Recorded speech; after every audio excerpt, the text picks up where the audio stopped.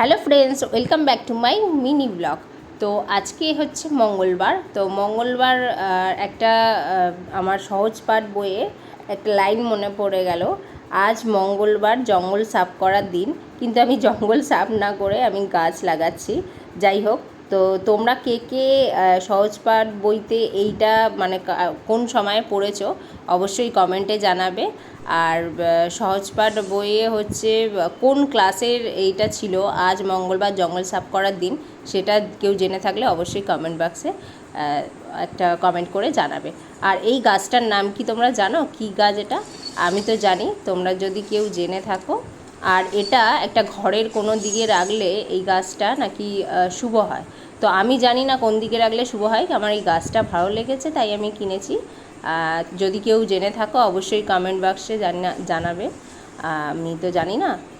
যাই হোক, আর হচ্ছে এই গাছগুলো আমি মানে দুটো, এতটাই গরম আজকের ছিল, এত পরিমাণে গরম হচ্ছিল যে আমি দুখানা গাছ বসিয়েই আর কোনো গাছ বসাতে পারিনি।